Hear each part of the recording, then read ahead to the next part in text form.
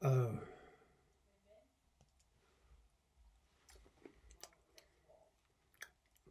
just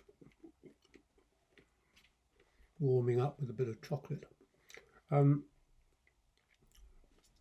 I have no idea how to do this. I haven't got a, honestly, I haven't got a clue. I've got the film's playing here on another laptop, but silently, so I don't know how I'm going to cope with that. And unfortunately, we've been all over the house looking for a place to do it and ended up where everyone does it, which is against the books in my old writing room, which is all right, except all of these books here are all Nazi books. They're all about pre war Hitler, the rise of Hitler, who isn't my favourite person. Anyway, um, I'm very pleased to, during the lockdown, which is why you're probably watching this, and indeed why I'm doing it, is to associate myself with my old friend Richard E. and my old film, Withnail and I. The plan is, I guess, just to talk through it, answer a few questions, and it's very nice to meet my fans, both of them. Sorry, I couldn't help that. The joke occurred to me before we started. But anyway, I'm now going to turn it on and hope that my daughter has set it up correctly, because I'm absolutely bloody useless. I still work on a typewriter. I know nothing about all of this stuff. Press the button, and then I guess I have to start talking about it. So, but I can't hear it. Well, I pressed the button, and nothing's happened. Sorry about this. Completely ludicrous.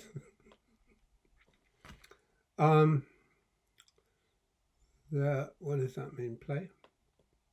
Ah, it started to play. Looking at the title and the dear Paul McGowan sitting in the chair, smoking his fag with this amazing music in the background. It's very weird. It's one of the questions that I'll try and answer later, is that, bits and pieces of where did the film come from. Many years ago, 40 odd years ago, I was with a friend in his house, and he put this piece of music on, this King Curtis version of isn't it Air on a G String, Bach. Wrote it originally, then of course a massive hit with who was it? White Shade of Pale. I can't remember. But when I heard this music, I thought, God, if ever I ever get a chance to, it wasn't even Withnail, if ever I get a chance to make any film about anything, I will definitely have this piece of music in it. And here it is. Michael Pickwood, the designer there, fabulous, helped me so much, as indeed all the technicians on this thing. Him, it's unusual for a camera operator to get a kind of title credit like that, and he got it because he knew how to make movies and I didn't. I mean, I did, I knew what I wanted, but he knew all the technical stuff, without opening his eyes in the morning. So now there is, I may as well, oh, and there's David Dundas, Rick Wentworth, who did the music. Davey and I were at drama school together at Central School when we both thought we were going to be actors. And I'll come back to the music again in a bit. David Wimbury, the late David Wimbury, Paul Wimbury, died in Mexico a few years ago. He was very instrumental in getting the movie, as indeed was the dear George Harrison. Again, I want to say a little bit more about him as we go on, but I'd like to answer this question here, and it's from Rob Hinchley, and he says, "How closely did your life in London resemble W&I's at the start of your acting career? How much of your own experiences did you put into the film?" Well, totally and 100% in the film. We the actual place here, this is a set. We built a set, or rather the designers and the technicians built a set inside an old house in Notting Hill to replicate the house that I had lived in Camden Town. And it was literally, at the time, around Withnail and I mean, it was really, do I have 10 fags or do I get fish and chips? We were so utterly broke. I mean, totally poor. I had no, not broke.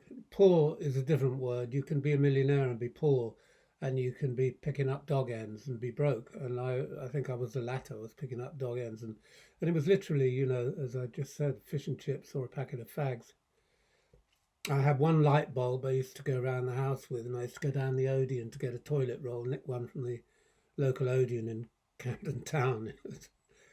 It was a pretty, actually, terrible time in some ways, but also rather a remarkable time because there was incredible freedom. And it was the late 60s. There was lots of what used to be known as pot in those days. Lots of pot about everywhere you went. Someone was smoking a joint, and it was hence Danny the dealer we'll get to later. But I've never been into drugs except one, which is red wine, which has kept my affections for about 55 years, although I'm not into it at the moment for all sorts of reasons that I won't go into. But this was pretty accurate how it was. And I remember somebody in America saying to me, but, he's got a $2,500 brass bed, the Marwood character in his bedroom, which is to kind of fail to understand what London was like in the 60s.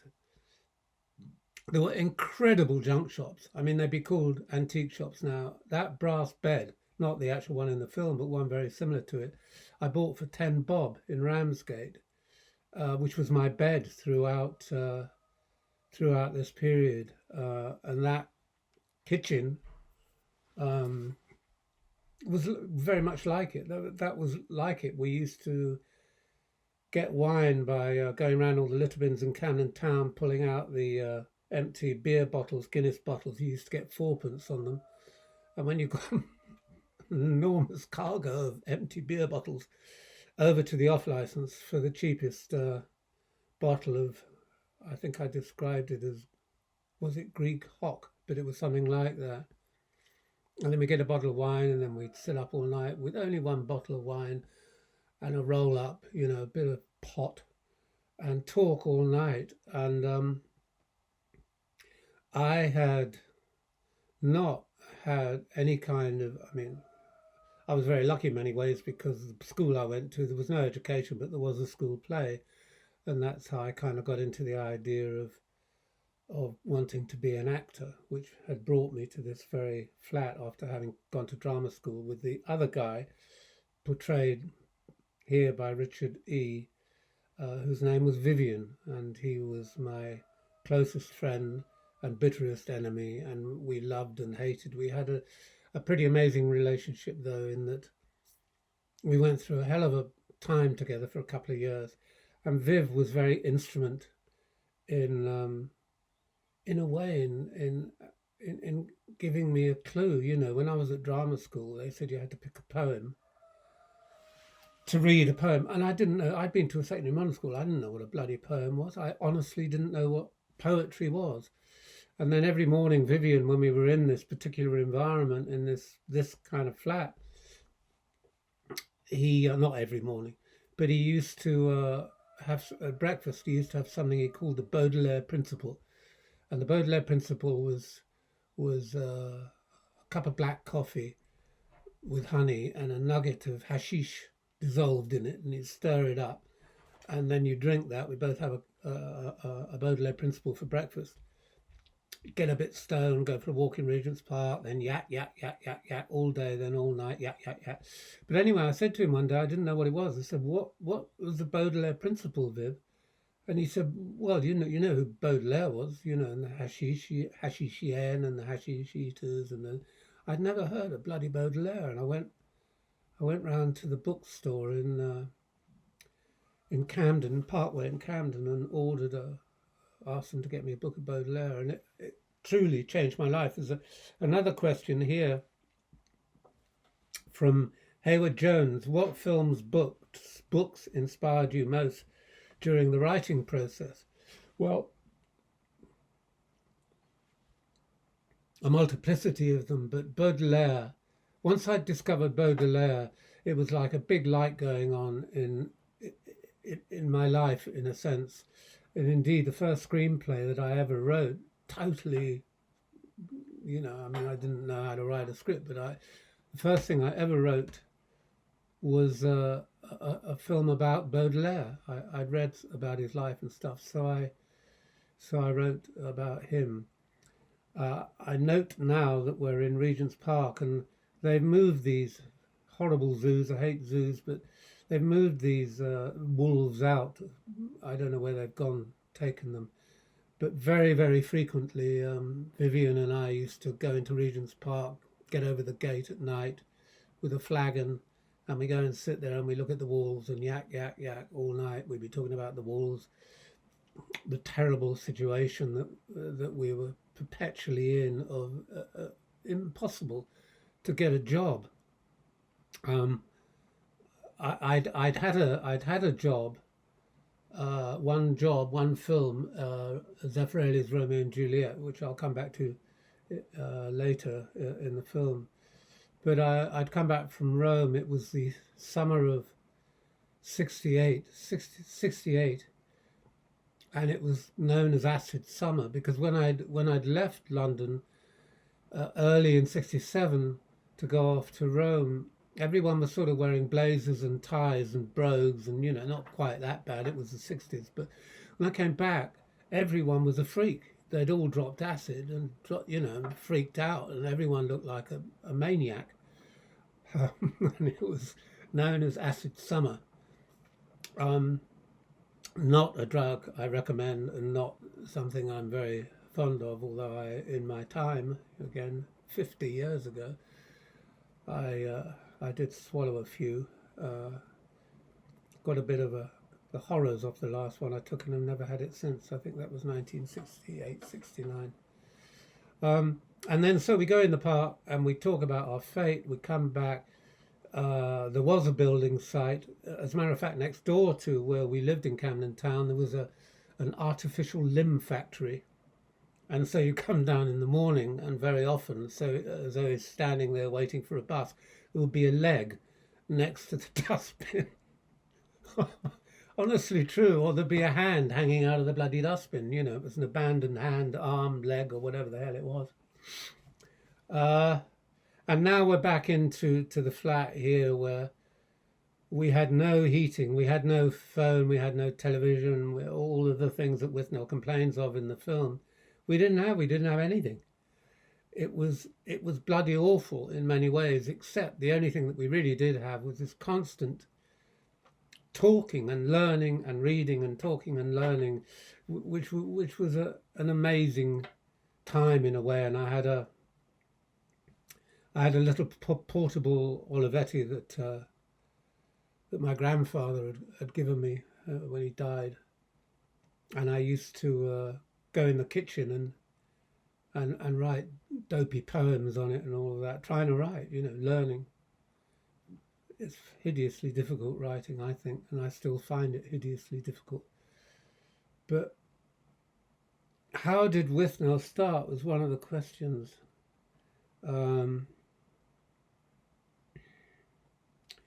Where was that question? Oh, well, question 4, Justine Found. Is that without an accent? I don't know.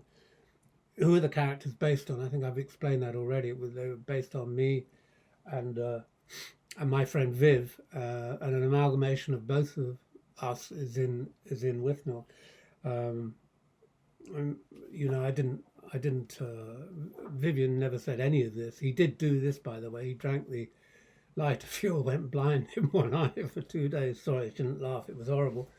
But he drank it. He was in one of his roaring mornings and freaking out and why are we like this, or rather, let me rephrase that, why am I like this? You know, I'm a trained actor. What are we doing in here? Well, I'm in the same boat, Viv. Oh, fuck you, you're not in any boat. It was always we were constantly arguing, as indeed we are in the, anyway, drunk the lighter fuel. And then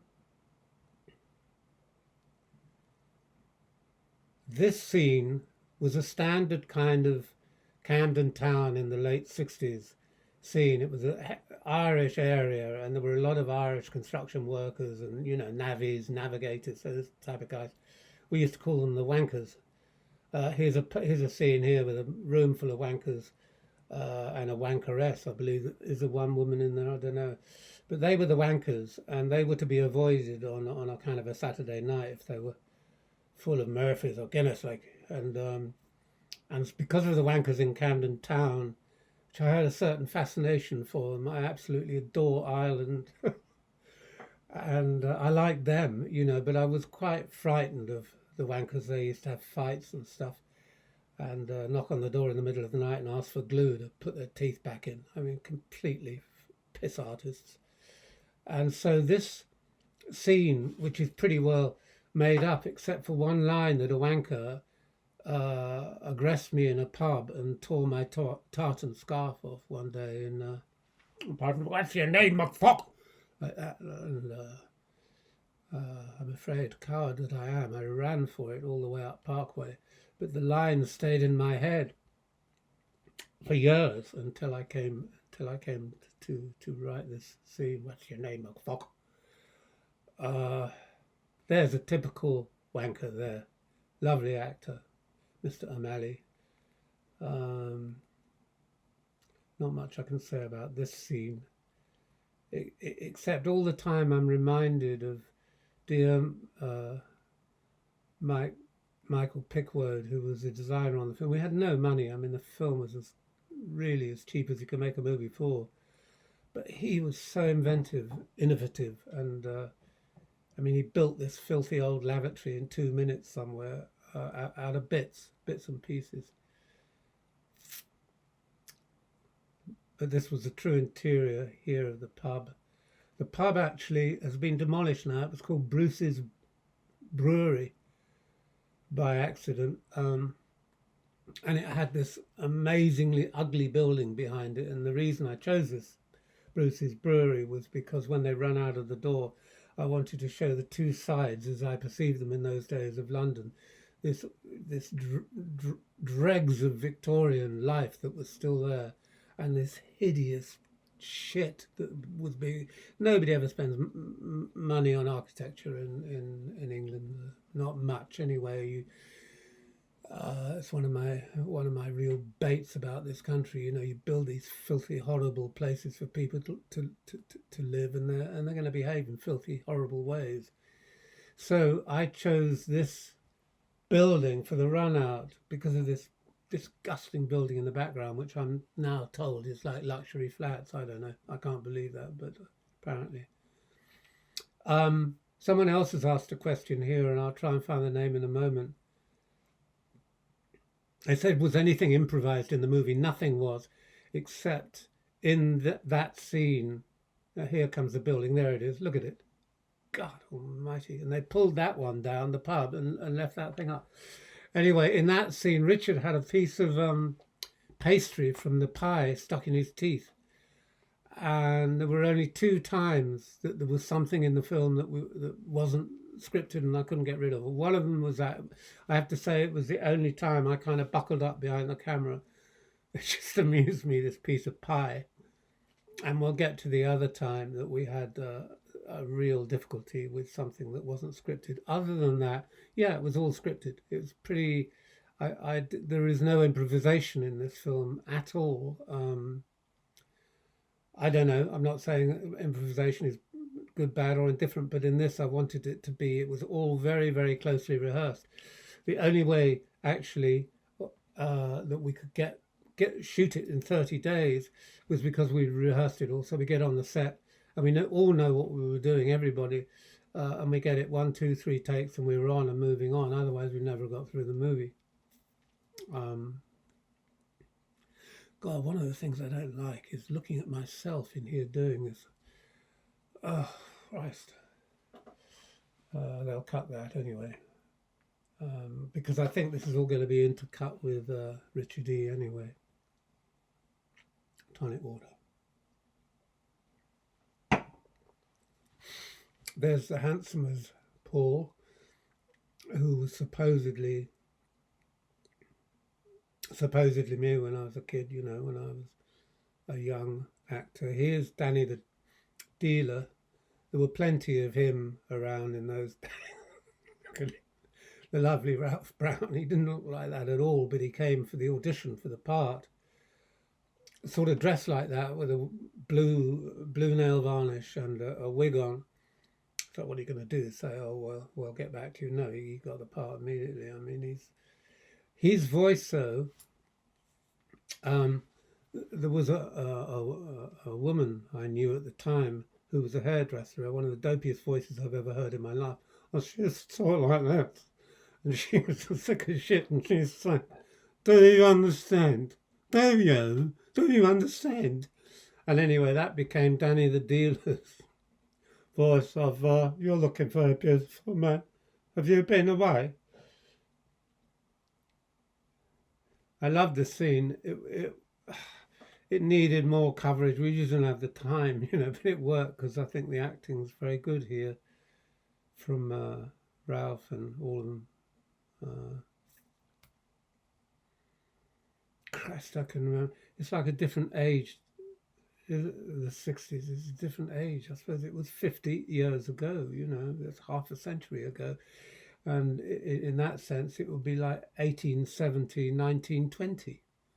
In 1920, 1870 was a hell of a time ago. So in 220, and this was 1960s. Yeah, it's 50, over half a century ago.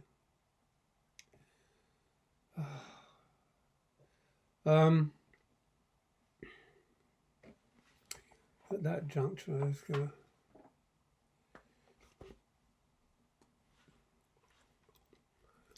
Yeah, with Richard E., this is a good place to answer the question. Someone here...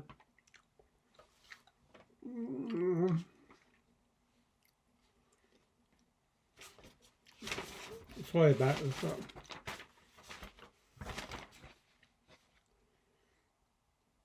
Oh, yeah. Stuart Hicks asks, was the casting difficult for you, or did it all neatly fall into place? Casting was difficult. Yeah, it was very hard. There's so many bloody good actors in London, and there were several very near Withnail actors who could have been Withnail, and then this guy comes in. He's not even English, Richard. He's a Swahili or something. I don't know what he is. He's from Africa.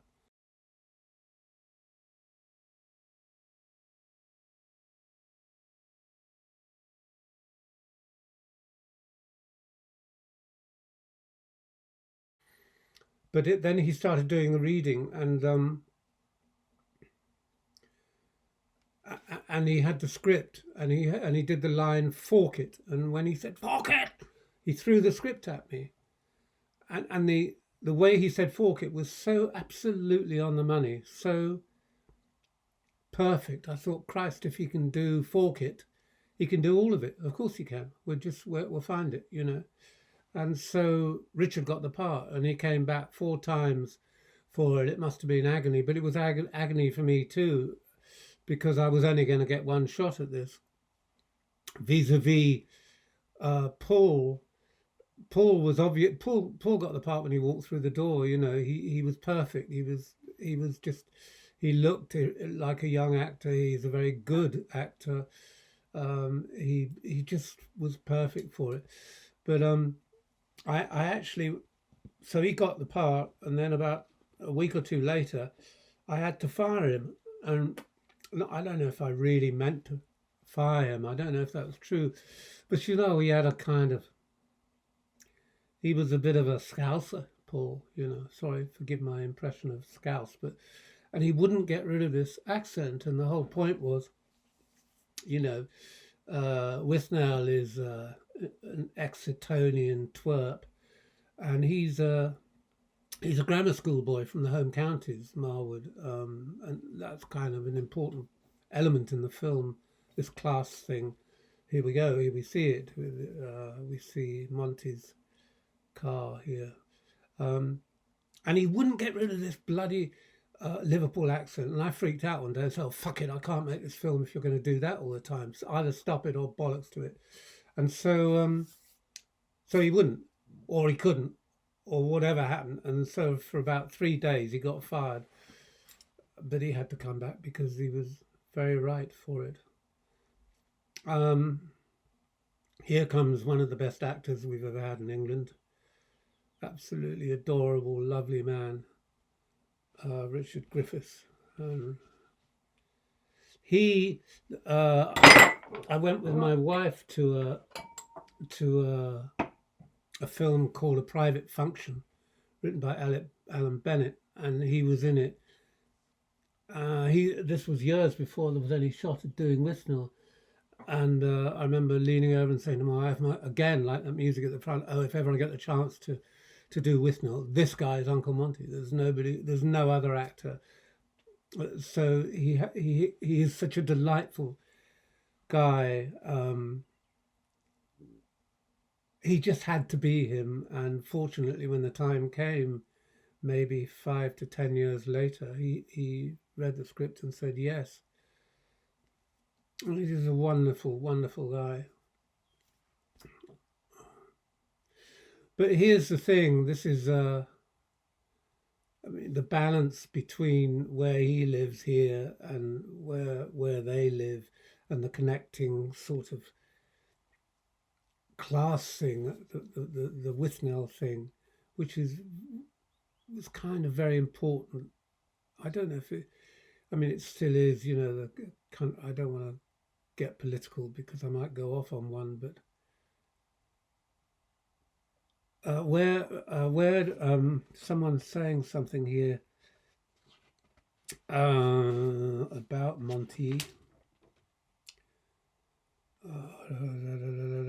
Can't see it.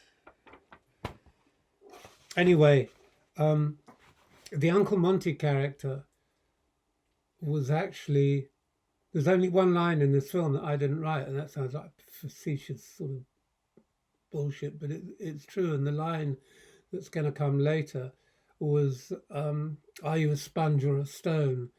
And when I come straight out of drama school in 1967, I went off to Rome to be in Romeo and Juliet, Zeffirelli's Romeo and Juliet.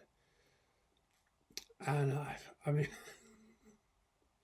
it's an oft-told story, and I'm not going to tell it again. But in the seduction scene, I was sitting on the sofa with him. Are you a sponge or a stone? A bit of both, Franco. You know, oh, so awful. It stopped me being an actor, doing that film. It was so dreadful, and he broke all the rules. I don't want to slag anyone off, but it's so wrong to do that to young actors and actresses, and horrible. Anyway, the best side of Zeffirelli, or that line, is I gave later to Uncle Monty.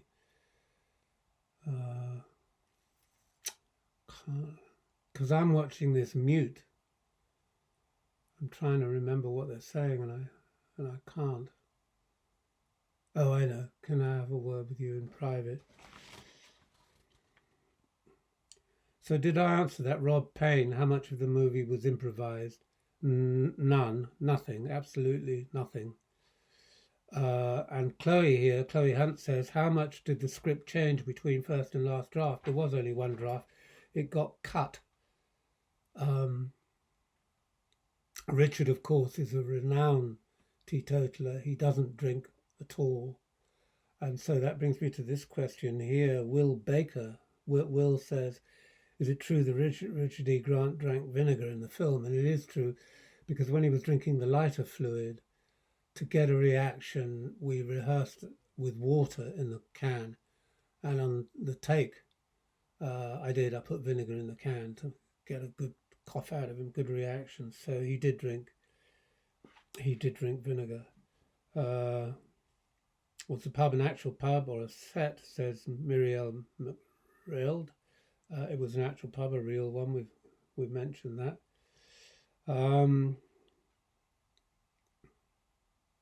What was Lucy Mahon? I'm sorry if I've pronounced it wrong. What was the hardest scene to write and direct, and which was the easiest scene to write and direct? Well,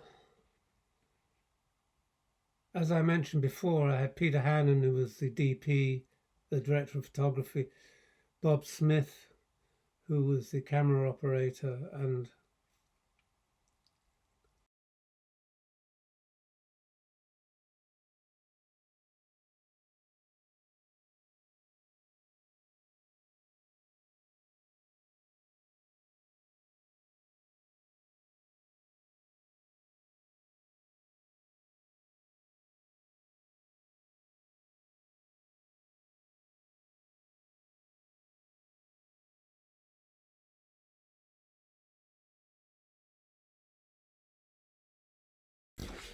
okay, so here I am. I'm back again. As you can see, we've had a bit of a tea break, or I've had a bit of a tea break, and I had a shave, cut myself shaving, so the continuity is shot.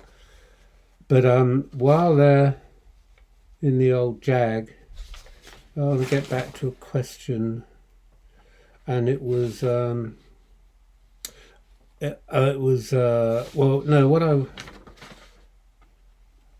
Nick Pope. Yeah, here we are. Nick says, "How was it like? How was it like working with Richard Griffiths?" I think I said what I thought about Richard. Fabulous, adored working with him. And Alex here says, "Have you ever stayed in Monty's cottage?" No, I haven't, but did spend about 3 weeks of intense work in that place we found up in the wet Sleddle, up in the Lake District. One of the most important questions I think I missed was Lee Barker. How did the chance to make the film come about? Well, there's a very having written for 10 years solidly, and had a letter published in the Evening Standard. That was the extent of my writing career.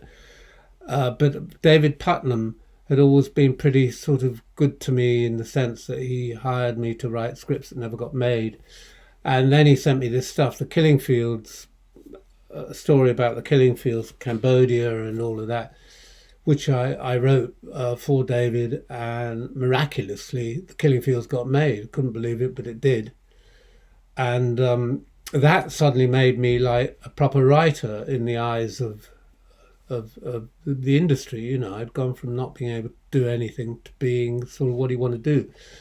And a very good old friend of mine in Los Angeles, Paul Heller, who produced this film, produced Withnail, he'd read the Withnail script, and I said, "Oh God, Paul, you know, we were sitting out there quaffing some decent red by a swimming pool," and he said, "What are you going to do with it? It's really funny, I think." I said, "I don't know. You're not going to find a director." And he said, "Why don't you direct it?" I mean, that's what he said. And I said, "Christ, I never thought of doing that." And he said, "If I can get you the money, will you direct it?" So I said, "Oh, of course. Yeah." Next thing, I'm up a hill with sort of 80 people in the Lake District doing it. And thank God for Paul, wonderful Paul. He's now getting on a bit, but still in LA, still producing. Lovely guy. So that was Paul. And so I better start looking at the film again. Someone asked a question of saying, how horrible was it or something? What was the worst thing about making the film? I can't find the bloody thing, but Um, I don't know where the question was, but anyway, it's coming up here. This car scene. By the way, when that car pulls up there, there's something that always really infuriates me, and that is there's a shadow of a rain rig there, and it goes across the bonnet of the car, and I always just sort of chew my tongue when I see it. The worst time I had on this film was the first day of it.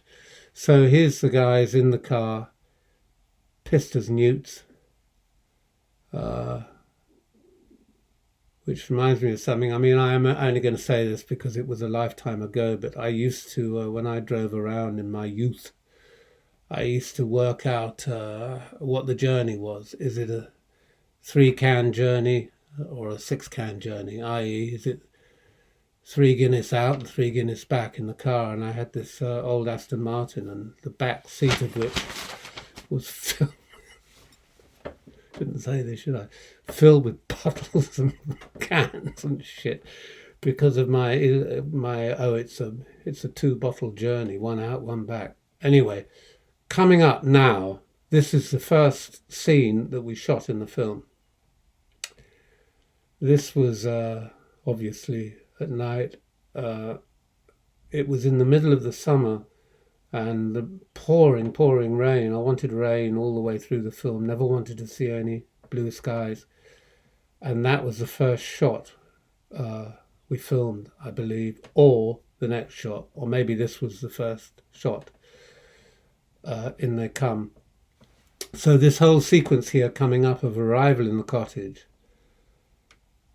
that was the first shot. That was the first shot that we filmed. So all of this sequence here where they're in there and they're getting in and it's freezing cold, and there's a bit of an error because the headlight's still on in the car and all that, but anyway, they're cold and horrible and they've arrived in this place, and this was the first day. So we shot all of this on the first day, and this was the first day's rushes, or dailies as they're known, that went back to handmade films in London. And they thought it was about as funny as lung cancer and freaked out. And then they all rushed up to the Lake District and said, when I say they all rushed up, anyway, a contingency from Handmade came out and said, this is ridiculous, you can't see anything, what the hell's going on, it isn't funny, and we want it to be much better lit than this, and where's the laughs, you know? And I honestly and genuinely said, where's the bus stop? Because I do it this way or I'm not doing it at all. I mean, when we got to the point of Uncle Monty, they wanted a kind of an effete homosexual, you know, with rubber wrists, sort of camping about Kenneth Williams, you know. And it would have been so disgusting. Anyway, so I said, look, I'm off. I do it my way or I'm not doing it. I'm meant to be the director. And they so hated it. And there was a lovely guy, Ray Cooper, good old pal, who was part of Handmade, but more on my side, who kind of steered Handmade back to London, thank God. Thank you, Ray. And they were so certain it was shit, they just left me alone. So paradoxically, it was the best news I ever had, and I just got on with doing the film like we did, you know. It was a conspiracy of a lot of different people making this. So that was the best news, really, the fact they hated it. And I'm not making that up. They really did. They wanted to junk it. But because it only cost £1 million, they thought, oh, Christ, let's leave it like it is. There's Paul just woken up. This was upstairs here in the house. Wasn't in the actual house because the cottage we were in that Pickwood had found, all the floors were all rotten upstairs. So we shot the upstairs somewhere else, and I don't remember where. So now we're somebody else, somewhere else. Now we're back into the cottage.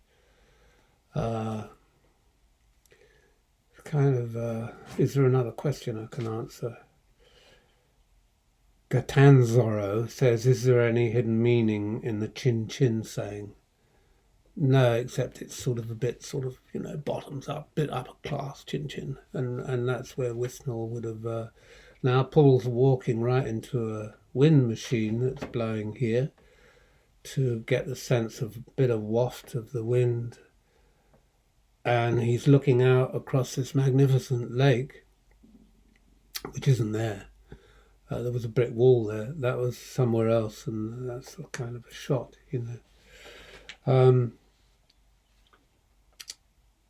Oh, and then I was just saying about Paul and Paul Heller at the top of the film, and some Astromia Travel, hello astronomer. Why did Ringo Starr get a consultant credit on the film? It was because Handmade Films was owned by George Harrison, who was a genuinely fabulous bloke. He was such a lovely man. And Ringo, obviously, they had an association at one point in their lives, and so Ringo came down to the set, pissed as I was, didn't know what the fuck was going on, but anyway, that's why Ringo gets the consultant credit.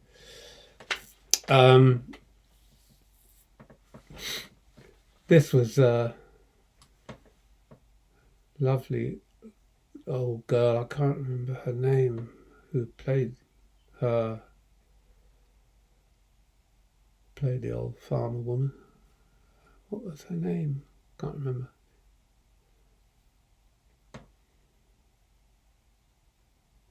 Oh, I remember the thing that she wouldn't say polythene. I kept saying that. She kept saying polythene, and I kept saying I want you to say polythene. She wouldn't say it, but she did in the end.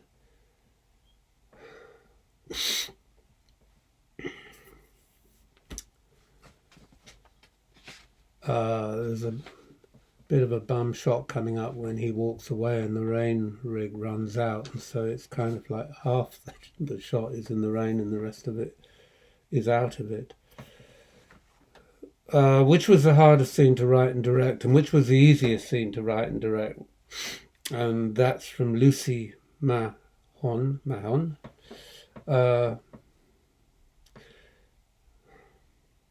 The easiest scene to write, of course, was the last scene of Shakespeare had written it for us, for the film. God, it's tricky getting Shakespeare right, though. I don't know, I can't, the whole thing was quite weird. It was the most enjoyable time I've ever had in front of a typewriter, though, writing this, that's what I can say. The trouble with doing this is I'm looking at the film playing silently, but I also keep seeing myself, and then I'm looking at myself and thinking, oh fuck, look at that horrible sort of old fucker. I can't help it, sorry, I feel like a horrible old fucker. I wish I didn't have to keep looking at myself. How did you achieve the perfect 60s atmosphere, says Emily Portman. Well, thank you, Emily, for saying it is a perfect 60s atmosphere. On some of the road scenes, you'll see modern cars in the background, but nothing we could do about that. The good thing about the 60s, as far as I was concerned, and Vivian was concerned when we were living in Camden Town, was we weren't like, flared trousers and platform boots and trying to be 60-ish. We were like this, leather coats and stuff. So it worked to the advantage of the film, because the film hasn't really dated in that sense. It's not that they don't look like Elton John lookalikes, trying to be like Elton John. It's rain again, rushing out here. I'm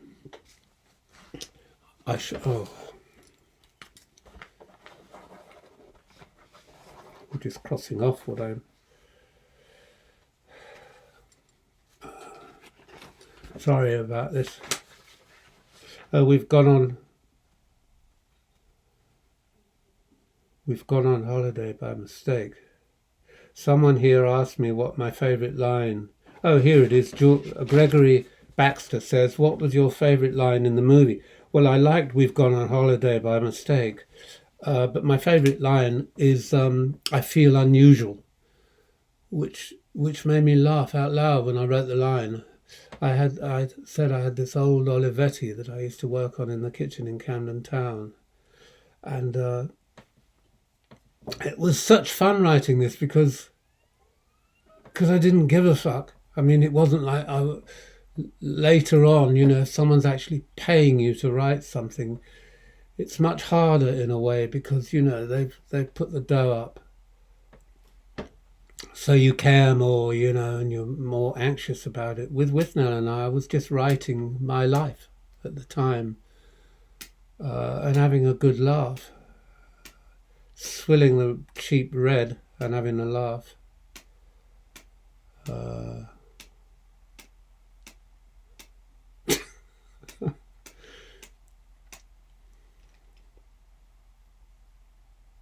These I originally went to a cottage in the Lake District, not this one, on holiday with my old friend Michael Feast, who's a fabulous actor. He's as old as I am now, but I don't know, I haven't seen him for quite a while. But Mickey and I went up there to try and write a script together, which was called Private Pirates. And it was all about friends, individuals, and secretly they were all pirates. They all pretended to be pirates when they were on their own. And we went up there. I actually did write the script in the end, but I never went anywhere. But so we went up to the Lake District, to this cottage. And because it was like this, it was worse than this, actually. It was terrible. We had to walk around with these polythene bags on our feet. It wasn't at all amusing at the time, but I remembered it when I was doing Withnail, so that's why they've got the bags on their feet. And a lot of this came out of the horror of someone else has asked a question here about the old Jaguar. Well, the old Jaguar actually belonged to my girlfriend at the time. It wasn't fucked up like the one in the car. It was exactly the same car. Oh, and this chicken here. Someone asked me if I'd super glued its feet to the table, which of course I'd never do because I'm very fond of animals. But it just stood there like an absolute professional member of equity, chicken's equity, and it just stood there, and we played the whole scene. I thought we were going to be chasing it all over the place to try and make it go there, but it did stand there, and we played the scene. And then Richard grabs the chicken, takes it off into the kitchen, and then the nightmare cut in because the prop guy actually murdered it. Then, having given us a brilliant performance, he murdered it. And that's it. It's the same hen. There.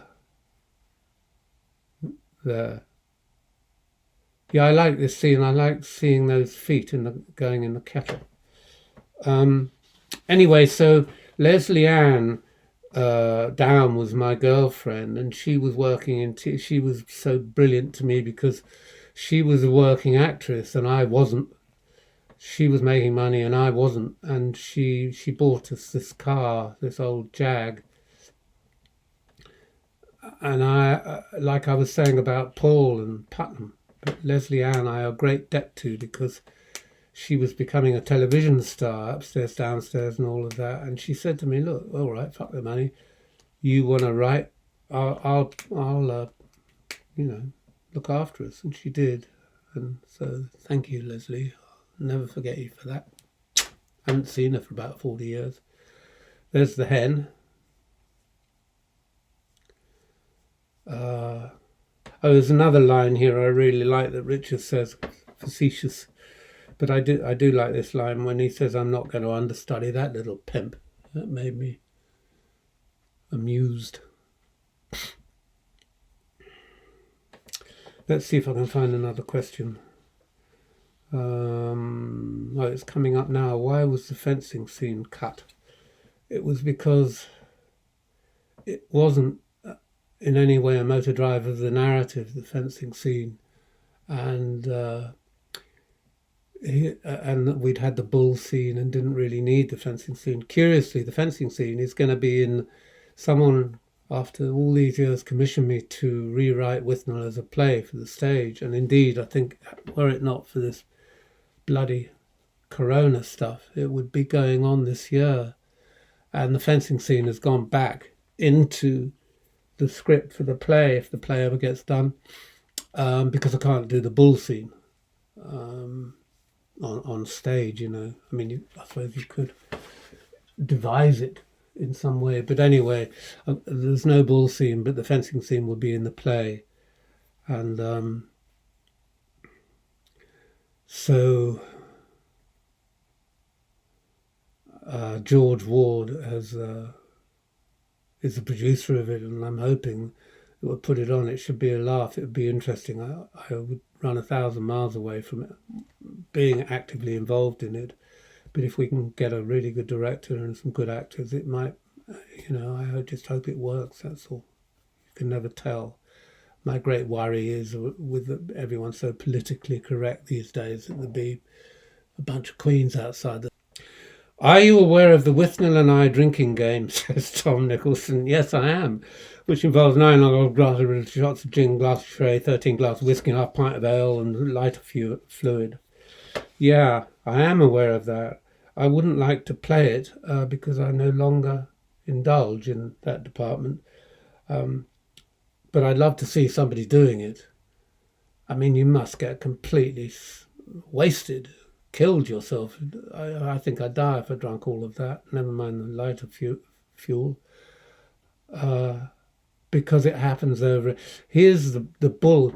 Now, this bull, we had a pair of cardboard horns on it at one point, and it wouldn't do what I wanted it to do at all, and the horns flew off at one point, so we lost those. Because I'd auditioned, it sounds ridiculous, a few bulls, and I wanted one that would scrape the ground, and that one always did. Every time he saw me, he scraped the ground. Now we're here trying to shoot the thing, and it wouldn't scrape the ground.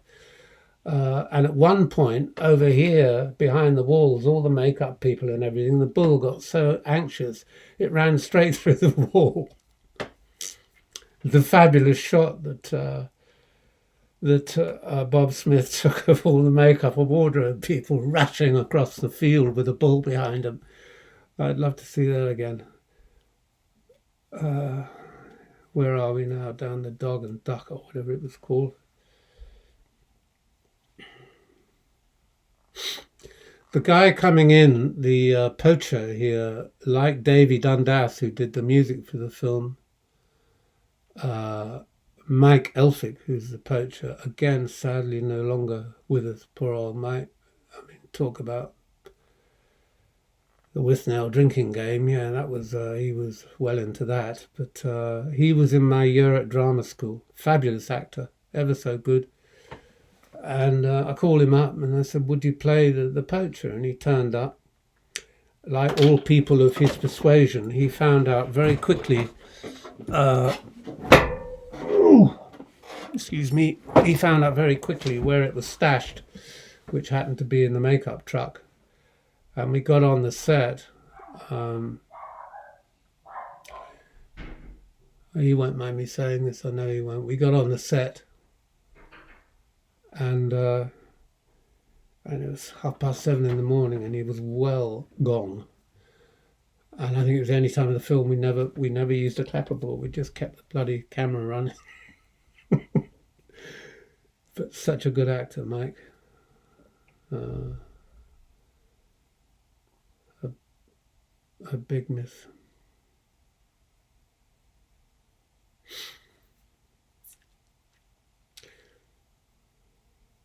This guy who's the barman was a big radio star in the 50s. I don't know what the program was. Was it? I remember the theme tune when I was a little boy, and it was like, I think it was called Coronation Express, and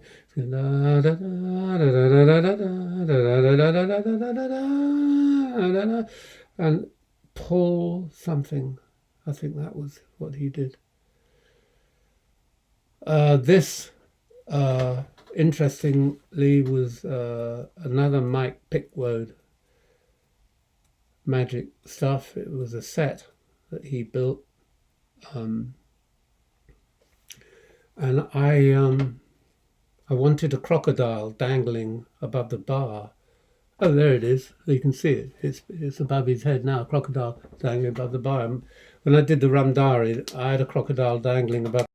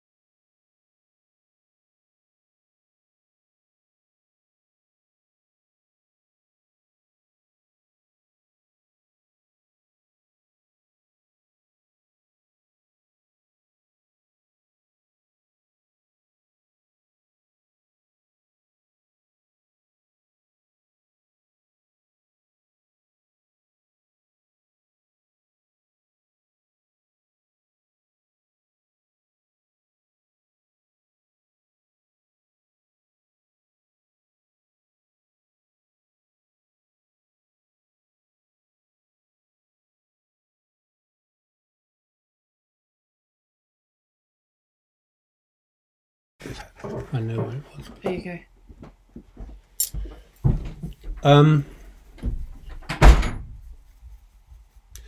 We had a little technical break there, and well, stopped.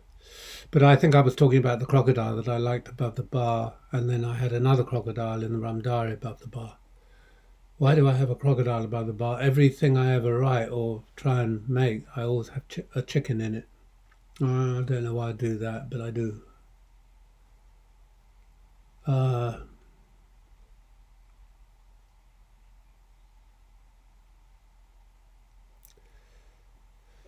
Oh shit! Oh, sorry. I keep swearing, and I don't mean to. I'm sorry for swearing. In fact, there's a question here about Nick Griffiths. Nick says, it's said that people who profane liberally do so because they lack the vocabulary. I would vehemently fucking disagree. What are your thoughts? Well, I don't know. I think it's bollocks. I think that people... What's wrong with swearing? I mean, Christ, I don't know. I don't know. Why do people... Why is it all right to say damned, but not fucking? Anyway, everyone says it. I don't know why they even pretend that they don't say it. The only thing that I don't like is too much use in the media or in movies or, God forbid, television of the C word. Because the more these words are used, including fucking, but the C word, it diminishes its power if it becomes sort of just the norm, horrible word. It diminishes its power, and we haven't got a more powerful word in the English language than the C word. This was the fishing scene. No, I haven't ever gone fishing with a shotgun. Someone asked. Oh Christ! But this was a bitterly cold day, and full marks to Grant for doing this.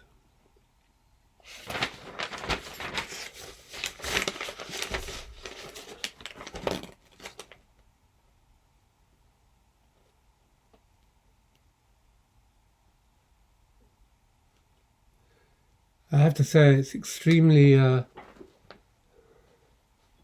just realised there's a chicken in the frame.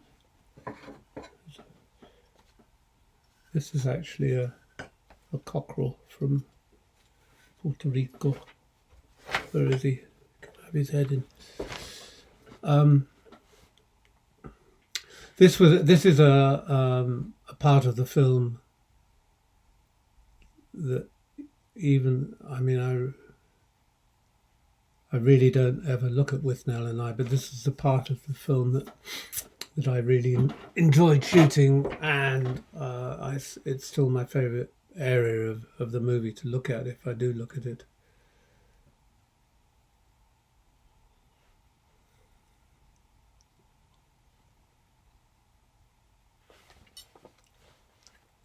Now we're back into the set of the bedrooms. I can't remember whether Michael Pickwood built them or whether it was in another house or wherever these bedrooms were, but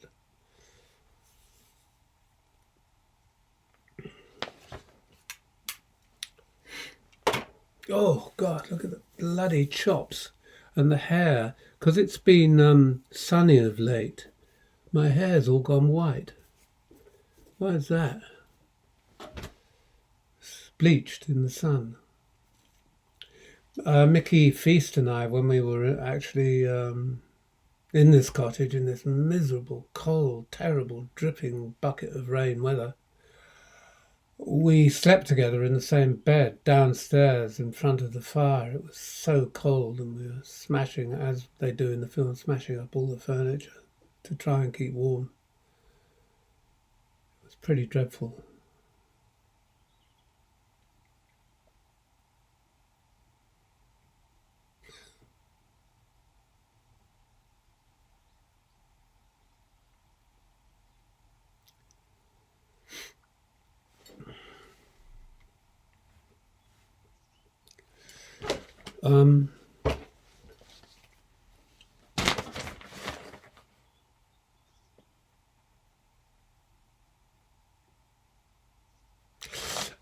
It reminds me of the reason that Mike Elphig, Jake the Poacher, exists in the film is for this scene.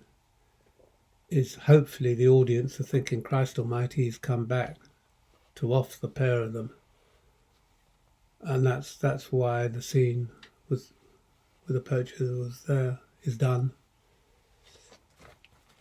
I love Richard in this scene. This is such a coward.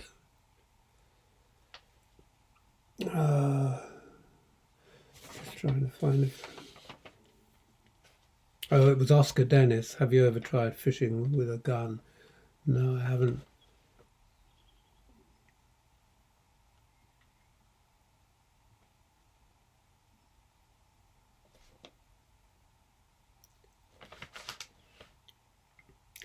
I'm sitting here in my old writing room, and because there's a bit of sunshine come back today, although it's hellishly cold in Herefordshire, where I am, I can barely see what's going on. I can just see an arm, Paul's arm.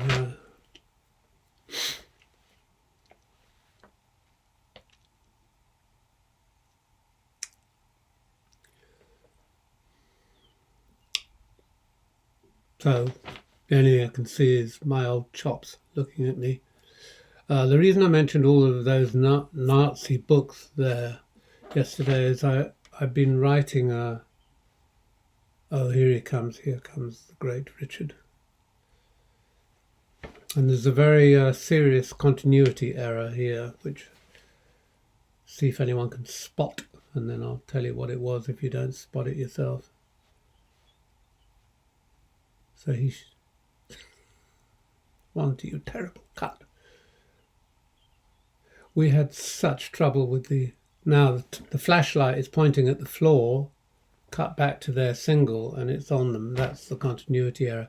But we had such a lot of trouble getting the C word through there. They wanted to give us I can't remember what it was, an 18 or an X or some bloody stupid thing, because we had the C word in.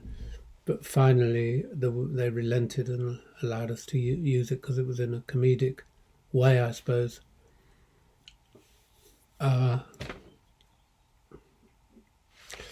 Here is he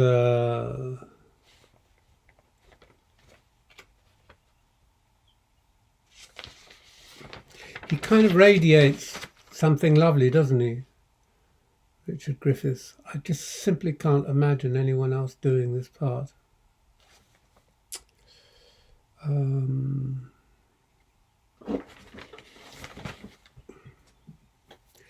There he is. He's just whipped out a bottle of 53 Margot.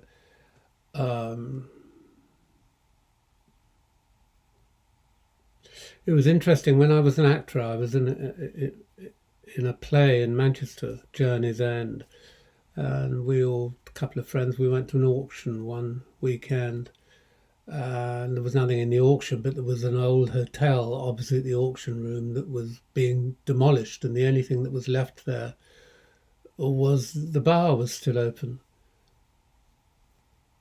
And so we, 2 or 3 friends, we all went over there, and they wanted a beer, and my friend Steve and I wanted a glass of wine. "Oh, haven't got one," said the barman, "but I can sell you a bottle for £1." "Oh, really? What have you got for £1?" And he said, "I don't know. You'll have to come down the cellar and see." So down the cellar we go, and there they are. Couldn't believe it. 53 Margot. And between us, because we'd been to the auction, we had about £200 between us. So we bought 200 bottles. And the idea was, because we were all so skint, take them back to London. Even then it was worth 50, 60, £70 a bottle. Going to take them back and sell them in London. So we took them back to Camden Town and drunk the lot in 2 weeks. It was just, I don't know. I mean, I've never had wine like that. I don't think very often before or since. It was just immaculate, that Margot. And there was a Cheval Blanc there, which is a wonderful Bordeaux too.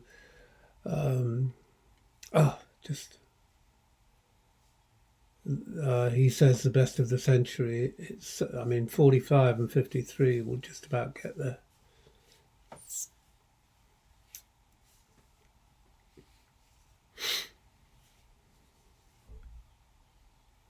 So, I mean, if I was homophobic, I wouldn't have made Monty such an attractive man.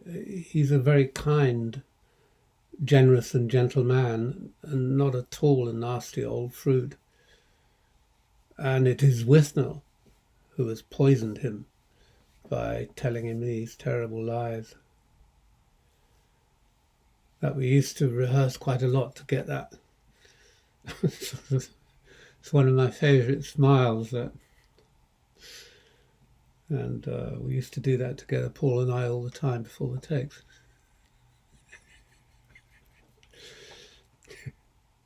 Here it is. He does it really good. Garlic, rosemary and salt. Oh, and this line here is actually a line from my childhood. As a youth, I used to weep in butcher's shops. I did as a little boy. If I went to a butcher's shop and saw these animals hanging up and stuff, I genuinely used to cry. And I don't eat them anymore. I stopped all of that eating flesh because I can't stand how we treat animals in this country. I mean, they talk about those Wuhan wet markets. Well, about 2 miles from where I live here in the Hereford countryside, there's an Auschwitz for chickens. And it is a disgrace, disgusting that people would treat animals like that. And pigs, 6th-floor slaughterhouses in the USA to kill pigs. How dare we do it? So I gave them up. Eating that is terrible. Sorry for the propaganda plug there, but I just cannot bear cruelty to anything really.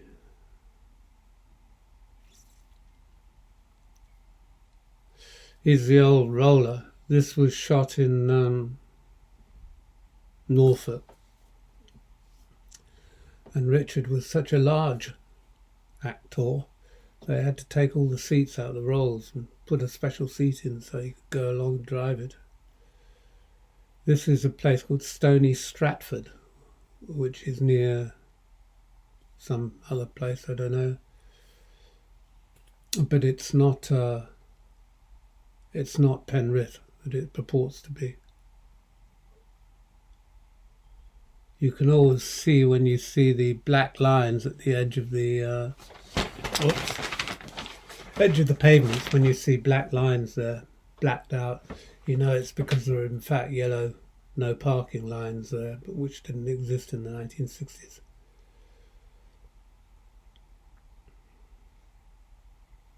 There they are on that opposite pavement there, you can see they've been blacked out.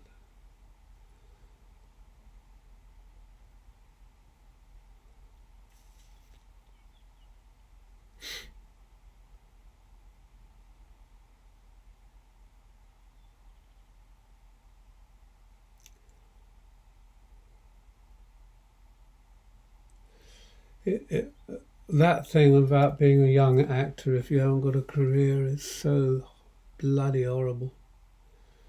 Always waiting on the phone and all of that. Did I get it? Oh, they adored you, darling. But no, next time, we're just looking at faces. That was a common line when I was an actor. Oh, thanks coming in, love. We're just looking at faces. Well, fucking look at this one. Sorry. So I do feel kind of nuts today because I've had to take I got quite bad asthma and always have had it, and I had to take some cortisone tablets this morning, and they kind of make you a bit mad. I suppose they do.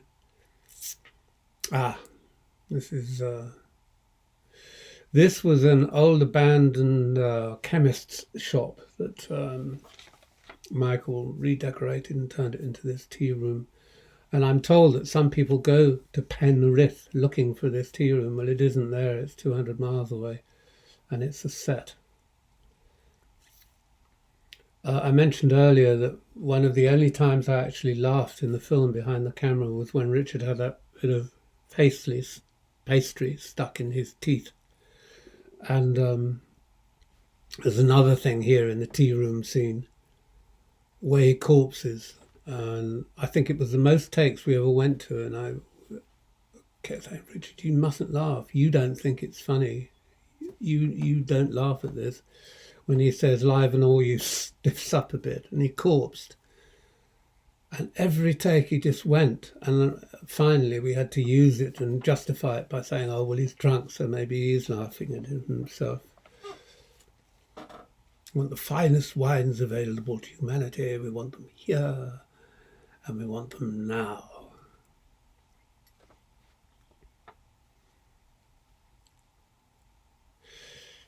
See, I'm such an anarchist in many ways. I mean, I just like shouting in the face of stupid fucking little mini-minded England.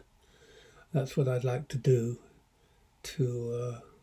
I tried to do it with Richard and I made that film about advertising. My loathing of Margaret Thatcher was so intense. I think she's destroyed our country. And this to me was like shouting in Thatcher's face. I don't know. It's just how I felt about it. But I can't start getting political.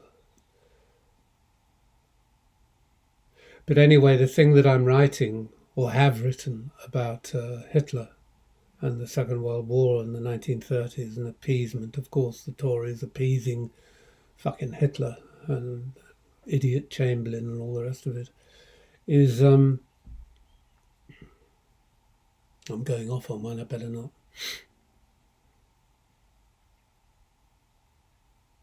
So I wanted to understand the mechanic of how a nation can go insane. And I hear sometimes on radio phone-ins, people phone in and vis-a-vis the catastrophe of Brexit. I don't mind just saying that. Well, we won the war. We won the war. We won the First World War. We won the Second World War. We don't have bloody Germans telling us what to bloody do. We won the war. And we are so delusional. As a matter of fact, the Soviet Union won the war, backed up with American money. And that is the fucking truth of it. And if you don't believe me, check it out. And that's not to diminish or deprecate anybody who, unfortunately, the great bravery existed in this country for a time. So I'm not after those that died or anything like that, but this delusional sense of England that we have, it is delusional. It's like fucking Belgium, England, for Christ's sake. Anyway, back to Withnail and I. Stop me. It's because I'm looking at Richard. All this crap sort of pouring out. Here we are, the 53 Margot. Oh, good Lord. I'd almost break my sobriety for a bottle of that. Except I wouldn't. And it was very weird shooting this lunch scene because Richard really did adore eating. And so, whenever you'd cut, the props would come in and they take the plates away, and then we're going to go again. And Richard would always finish the plateful and then finish the next one and the one after that. Kind of weird. He loved to eat, and he loved to tell amusing stories, and he loved smoking, and he loved drinking, and he was a divine bloke.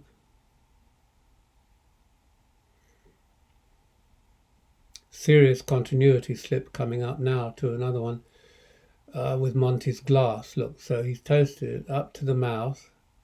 He's put it down in that shot. Now he's putting it down again. Things like that really great, but we just couldn't. We didn't have much cover.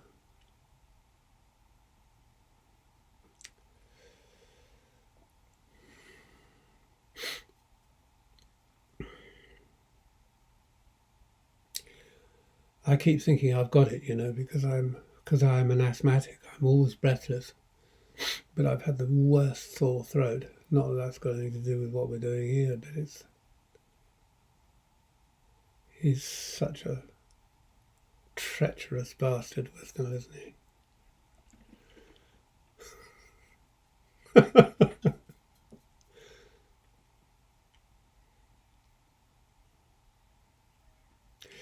Adapting this actually for the stage was the hardest part, because you can't cut on stage. I've never written a play before, but you can't cut. Like, the wonderful thing about movie is you could cut from here to somewhere in America if you wanted to, do what you want. You can't cut though on stage without blacking it out or bringing the curtain down or all the rest of the stuff. So I had difficulty knowing how to sort of do it, but you just have to do it until you get it. And the fortunate thing about Withnail is that it's a very dialogue-driven. Everything I do is dialogue-driven. I like writing dialogue.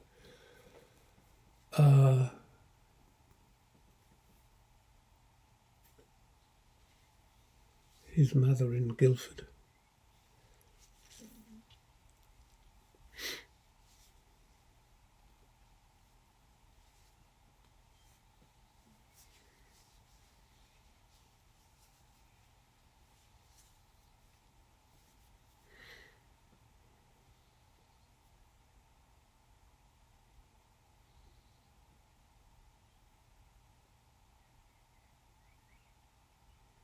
See, I can't quite remember what they're talking about here. It's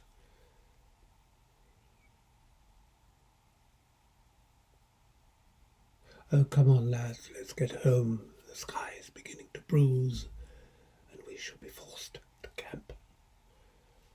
That's right.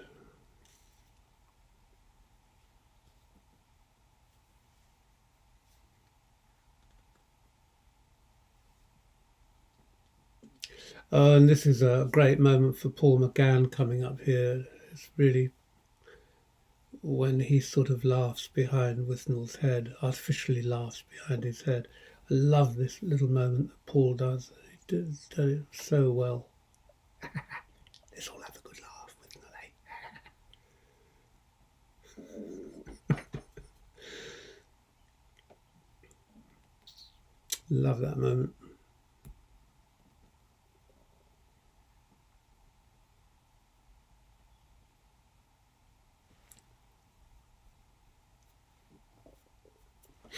And this stiff old hair here, I don't know, I think it came from an antique shop. It's about 60 years old or something, I don't know. But it was as stiff as a board.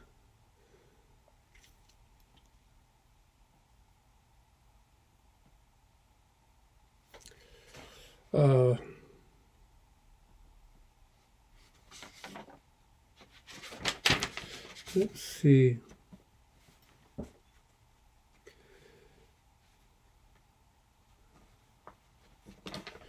Other Lion, how often have you been called a scrubber from a moving car? Never. No, I've never been called a scrubber. Have you seen Richard E. Grant, says Stephen Wallace? doing daily Withnail quotes on Twitter. Yeah, my wife.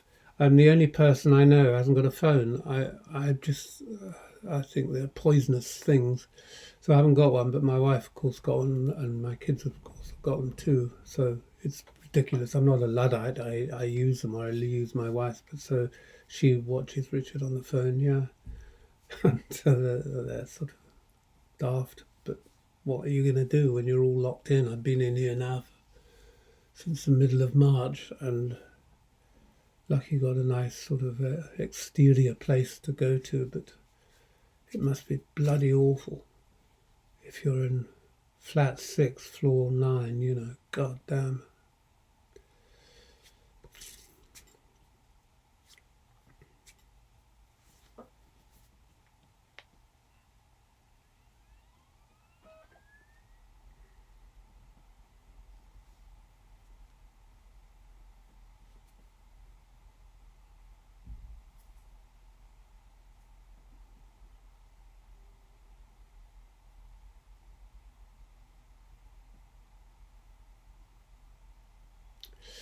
And that line I was talking about before, the Zeffirelli line, io espandio le stone,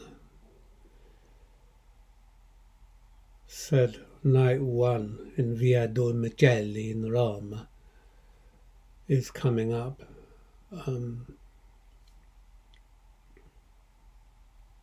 God, it was the most awful night there. I arrived from England, never been on a plane before, never been to Rome.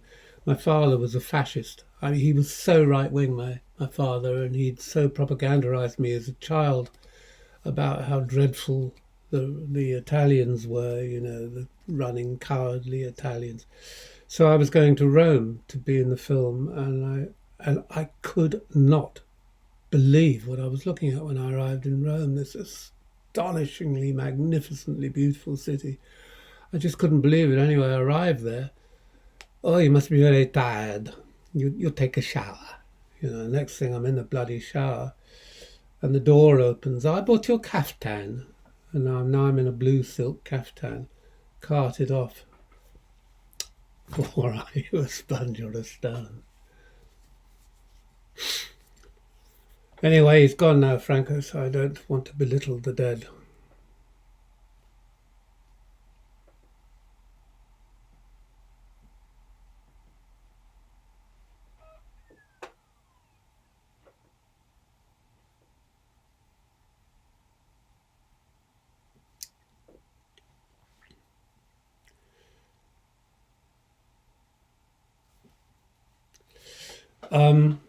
There was a question that I really did want to answer earlier, and I forgot to it. Daniel Harris says here, what are your favourite comedies and how did they impact Withnail and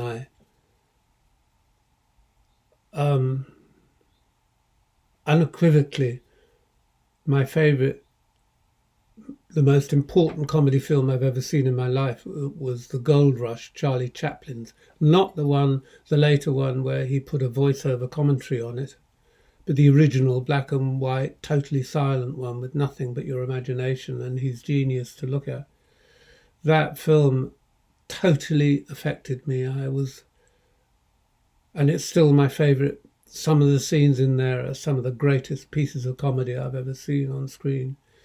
And it had a profound effect on Withnail, all of that stuff with the chicken in the oven and stuff. I was very aware of the debt to the great Charlie Chaplin. I didn't like all of that feet stuck out and, you know, the tramp stuff. I didn't like that. But God, that guy was a genius. When he hit it right, you know, like eating his boots and stuff and the spaghetti and of the shoelaces. Unbelievable. So I can't. Oh, here's Uncle Monty's just burst into the bedroom. That's right.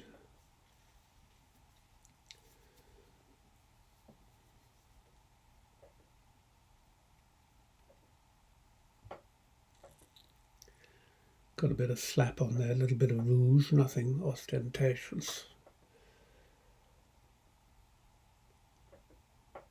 Oh, here's another one. I was talking about Richard corpsing with Live and All You Stiffs Up a Bit. This was the longest series of takes we did when Richard could not say, "You are a toilet trader." And he just went every time. I think he's about to say it, isn't he? I mean,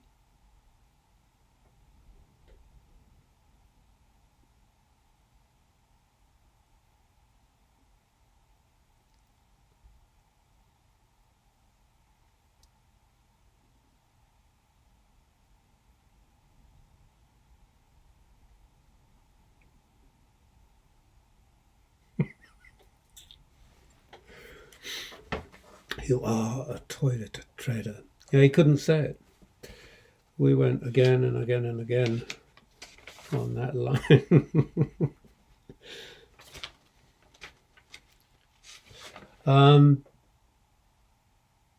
My other favourite comedies, I love some of Mel Brooks. It's absolutely brilliant. The Producers, I think, is a masterpiece, wonderful piece of cinema.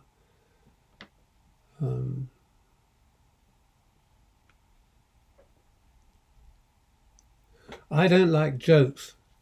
I love comedy, and I like to try and write comedy, but I hate jokes. I really don't like jokes. Anything jokey doesn't make me laugh.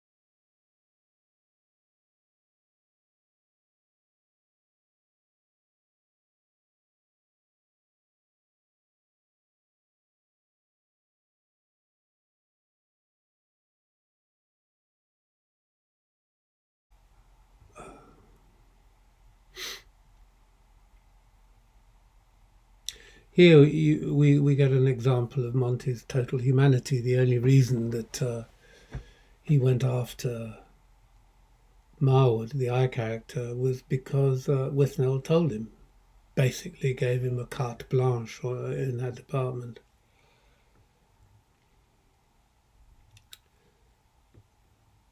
And one of the questions here was why doesn't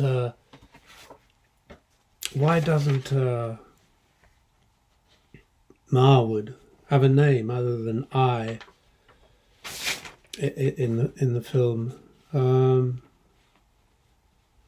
Why did that happen? I don't know. Well, I don't know why he doesn't. It's because the title of the book, I first wrote this as a novel in Camden Town, bashed it out very fast on my little typewriter. It's called Withnail and I, so I never named him. And then I needed a name to put into the screenplay, so you couldn't keep having Withnail I on the page, so I called him Marwood. Which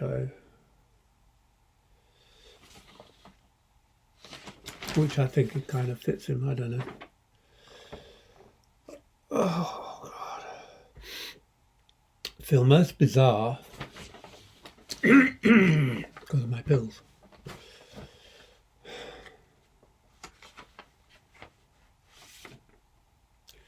There was another question I thought might be Janet Hughes, how did you get a strict teetotaler, Richard E. Grant, to understand what it's like to be drunk? The answer was by getting him drunk. We were down at Shepperton Studios one day, and Richard truly is a teetotaler. He's barely tasted alcohol in his life. And we had a bottle of champagne and a bottle of vodka, and he very quickly got drunk, spewed all over the place, which I have to say I had to clear up. It was my fault, I guess. And I sort of I was sort of I called it like a chemical memory, which is a bit facetious. But if you've never been drunk, you don't know what it's like to be drunk. And the whole point about being drunk successfully on screen, I think, is when you try not to be drunk. So, and here we are in the car. That was on the M25 just before it was opened, so 30 years ago. And these were our set cars. We could control the road because it wasn't open to traffic. But what I was talking about earlier, where a few modern cars had seeped in, we see when they get stopped by the coppers at coming up quite soon, and they get stopped by the cops. If you look in the background, you'll see a few modern, or certainly not 1960s cars. They were late 80s cars going by in the background.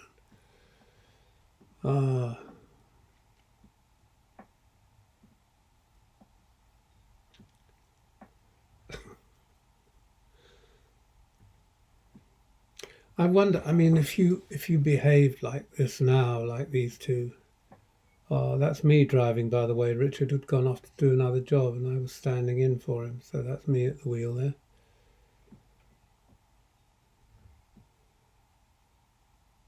If you did this now, I mean, they'd fine you dead, wouldn't they? I don't know. But people used to do the most extraordinary things in the 60s and sort of got away with it. Now, look out, those who wish to, when the copper gets out the car.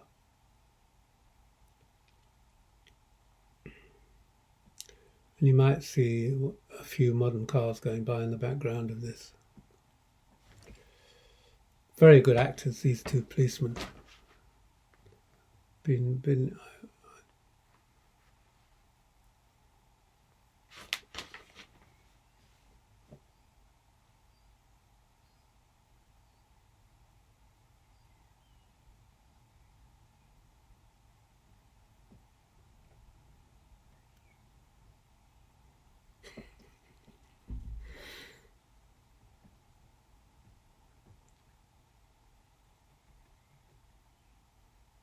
You see there, you got a few sort of 80s cars, 70s, 80s cars.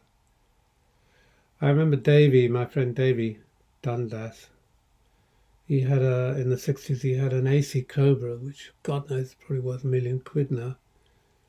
And we were going through Soho one night, and this immensely powerful car, and got stopped by the police. Clearly, both of us out of it. And the copper was so interested and fascinated by the car, this sort of 7.9 litre engine in it. He said to us, well, go on, get off home, you just take it easy. I mean, I just cannot imagine anyone doing that today with a couple of young men in a 600 horsepower car. I mean, you'd have been in.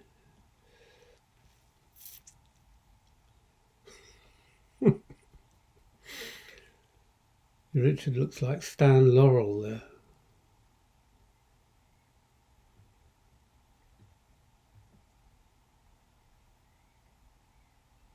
Oh, the Hancock writers, of course, Simpson and Galton. I think Ray Galton, or was it Simpson, died the other day, recently. Just magnificent writers. They also wrote Steptoe and Son. You dirty old man. Anyone seen that? I suppose everything I'm saying, I suppose, is so old now. We only got this music here because of George let us have it. I mean, normally couldn't afford music like that on a very, very low budget film. There's the bed.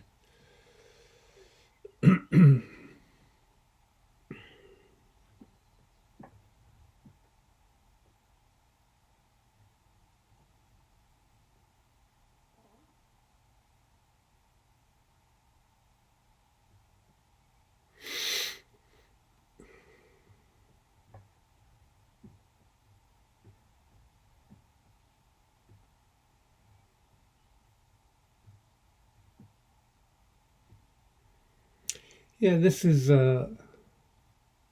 kind of typical of I think the Chesterfield's a bit optimistic, but that was kind of like it was in Albert Street, Camden Town in 1969, the end of the decade.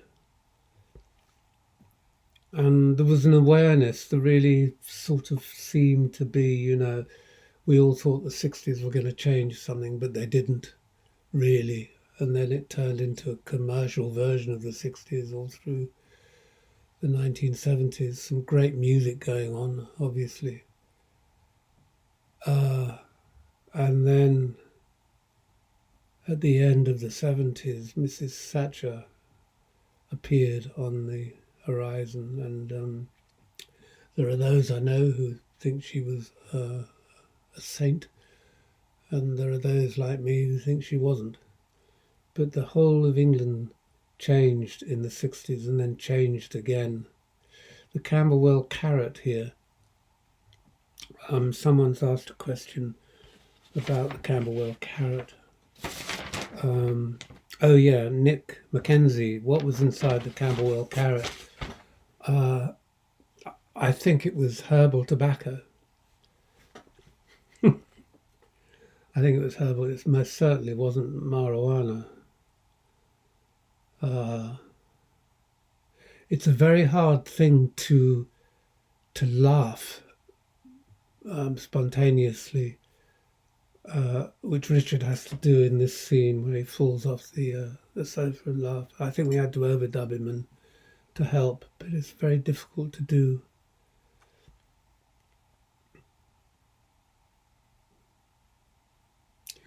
God, brings back a few memories, that smoking that. I was never very good at smoking grass because of the asthma. Always choke up. But I did like it. It's like speaking to my son in Los Angeles last night. I mean, progressively and sensibly, they've decriminalized it. You can smoke it. Marijuana makes people passive. Alcohol makes people aggressive. And you go into an accident emergency department in a hospital at 10 o'clock or 11 o'clock on a Saturday night, and is everyone in there covered in blood because they've been smoking marijuana? No, because they've been boozing. So all of this sort of rectitude and sort of tight-ass Daily Mail thinking about, we can't possibly allow people to. It is asininity to the point of absurdity. It pacifies people, makes you enjoy music and food and fucking. So what's wrong with marijuana? God stuck it in the ground for us and did not stick whiskey and gin stills. This is the laughing scene, and where we had some difficulty getting the laughter here. And again, because the I character is very much based on me. This thing, he's now getting more and more anxious on the dope. That was very much my kind of cup of tea. I didn't like losing control. What's that voice again?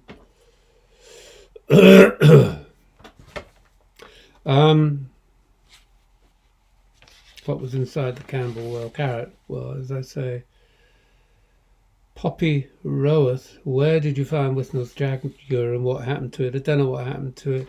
When the real Jaguar, the one I was talking about earlier that we took up to the Lake District, it got stuck in a ditch, and the farmer with his tractor tried to pull it out and pulled the entire front of the car off, and we had to drive back to London with half the car sticking out the rear window. Remember that?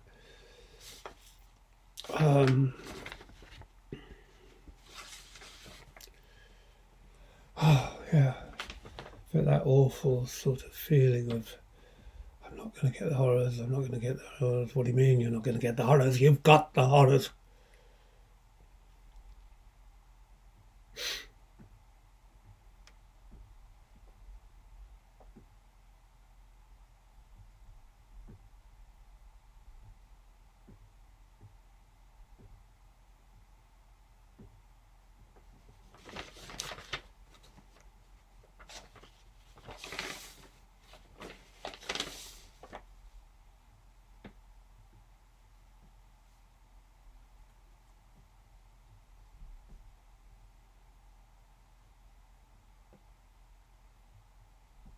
Johnny Johnson, who made the best Camberwell carrot out of the cast and crew.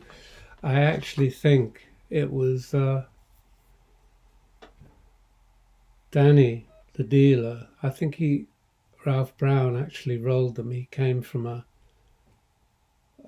Brighton originally. When in his youth there was an enormous amount of grass, or weed as it's now known, moving about the place.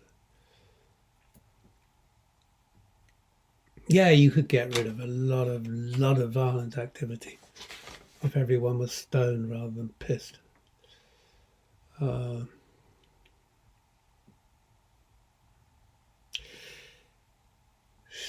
Stachevreul, Stchevereul, says or asks, considering the definitive nature of the ending of the original screenplay, if not in the film, does the character of Withnail live on in his writer's psyche, my psyche? In other words, any chance of a sequel? Absolutely not. It was a time, it's gone. Totally gone. I spent years writing about Jack the Ripper. And I get quite a lot of letters asking questions about it. And once you've written the end, put the last dot down, you want to move on. I hate doing the same thing again. I love doing all sorts of different things. I've just written a comedy called The Block that I've written for my daughter, or adapted for my daughter to play the lead part, and I hope we can make it. It's again a very, very low budget dialogue driven film. I want to do that, and then don't know. Then I want to do this thing about the complicity of the banks and big business with the Nazis in the 1930s, including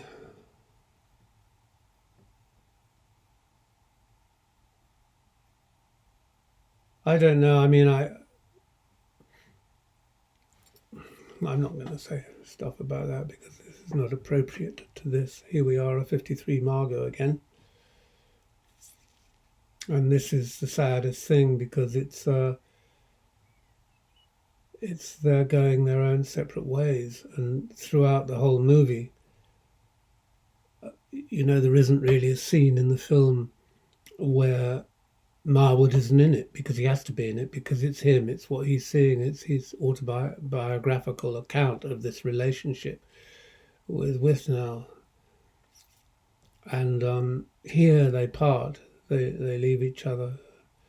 Poor old Viv, he died of throat cancer when he was 50, and he had such chronic alcoholism. They ripped his voice out of his throat. And he had a kind of pink, gold, dull coloured pipe coming out of his side with a funnel on the end of it, and a note that he used to give to the publican, a large malt whiskey, preferably Lagavulin. That's what he liked to drink, Lagavulin. And he'd pour the whiskey in his funnel because he couldn't swallow anything. They'd sewn up his throat. So tragic, horrible.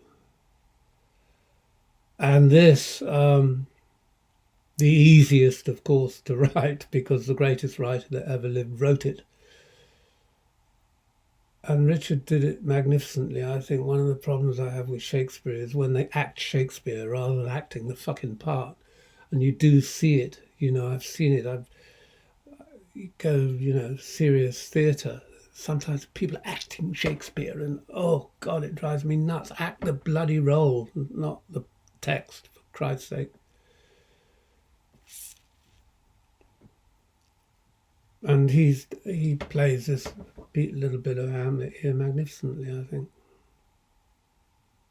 God, who could write words like that, man? Oh, like a god. And there's the wolf. This was all dozens of rain rigs going on.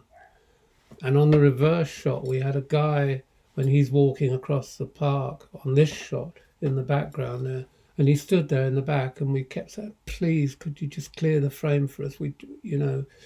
they didn't like us filming in Regent's Park anyway. And this guy just stood there. No, it's my bloody right, isn't it? I'll stand here if I want to. Yeah, no.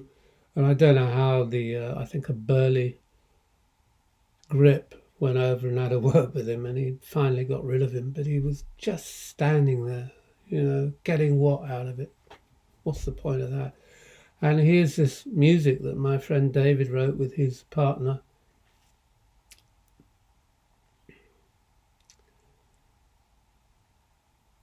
Which is a lovely sort of little theme, I think. All these people, Sue Love, I remember them all. It's so long ago there.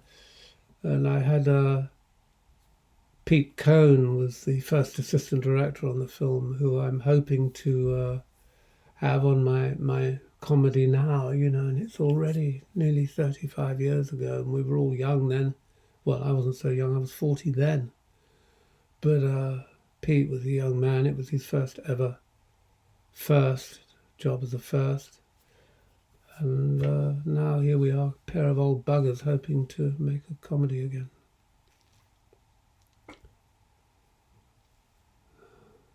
There's Ringo.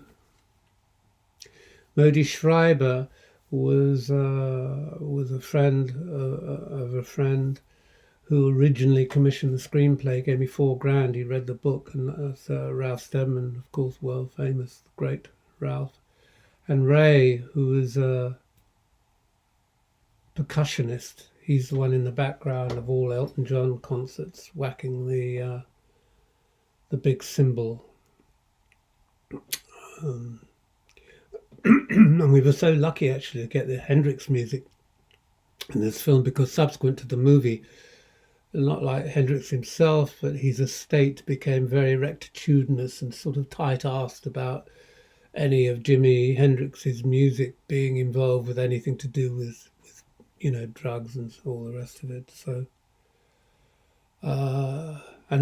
you can't get it now. I mean, you certainly couldn't afford it, apart from anything else. But you couldn't get it. I mean, the top of the Ramdari, there's a Dean Martin song there. 58 seconds. It cost $150,000 for 58 seconds. It's terribly expensive music. Anyway, that's the end of the film, and I guess that's the end of me. And I do apologise for my indiscretions, my political slips of the tongue, questions that I may not have answered. Well, I've got another minute here, so I'll see if there's anything I could just quickly answer. Oh, it's maintained a cult status among fans. Why do you think that is? You know what? We never knew it. I said, when we were making the film, God's honour, this is true, I said to my wife, oh God, I pray we can get 2 weeks at the Gate Cinema in Notting Hill with it, because there was another question here, which is apposite to this, about is it true that the first screening of the film, we were half an hour in, and I'm sitting there with Paul, the producer, and not laugh nothing. And I just, oh my God, I completely blown this. This is a disaster. And it was like that all the way through the movie. At the end of the movie, I was told that the person who had organised the screening had gone to a language school around the corner in Soho, and the whole room was full of German students who couldn't speak a word of English, who were in England to learn English. And of course, Withnail and I is all about language. That's it. That's what it's got.